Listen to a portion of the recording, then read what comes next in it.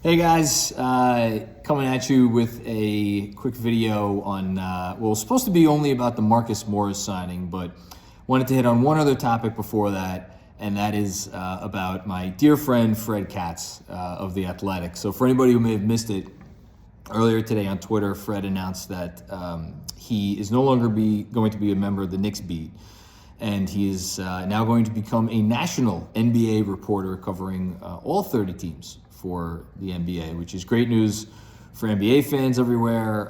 It's obviously great news for Fred, and it's bittersweet for me.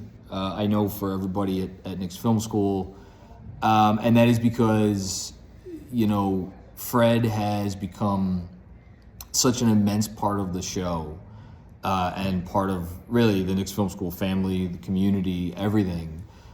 He's part of the fabric of our Knicks talk, and more than any of that, he's just become a dear friend over the last few years and someone that I bounce ideas off of a lot. He has made me so much smarter as a basketball fan, and there's very few people I've ever met that work harder than him. And again, I just cannot say enough good things about what the experience has been like over the last few years. Getting to have him as like a regular, I didn't even consider him a guest towards the end. It was like, all right, well, when are you coming on again, Fred? And usually we had a little bit too much fun BSing about things that were not relevant to probably what most people wanted to hear about, but we always had a good time, and he'll still be on occasionally. But I don't want to make this like it's an obituary here. Fred's still gonna be around. Fred's will still be on, but I felt the need to at least say a little something to commemorate today's news. So congrats, Fred, and welcome to James Edwards, who's going to be covering the Knicks now for the Athletic. So we'll be sure to get to know him in the coming weeks and months.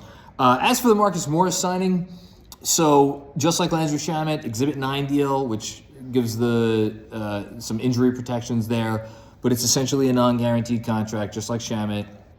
Much like Shamet also, the reporting seems to indicate that Morris is going to have a real shot to make this team, which if you are playing the numbers game, well, if Shamet, we figured, was going to be the 15th spot, well, if you get Shamet and Marcus Morris both on the roster, that means that a guaranteed contract guy is going to need to be either waived or traded away to open up a spot. I mean, Keita Bates-Diop is, the guy that I would say is most likely to go.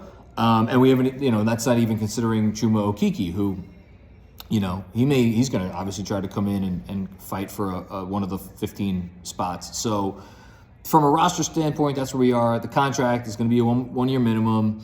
And just as far as the basketball fit, I like Marcus Morris. I think everybody who's ever watched Marcus Morris has liked him. His game, there's a reason he was available in the middle of September. He's getting older now. But this is still a guy who could defend. And this is still a guy, you could look at his three-point shooting numbers over the last few years, and really over the majority of his career, teams are not going to ignore him. And the interesting thing, and this, Ian Begley reported that the Knicks view him as kind of a 4 or 5 at this point in his career. That says to me, at least from the outside looking in, that maybe there really is some level of internal interest within the organization in making small ball a bigger part of their repertoire. And obviously Marcus Morris has a lot of experience, more like playing essentially the 5 with the Clippers all those years, because he was like kind of the de facto 5 when they went small.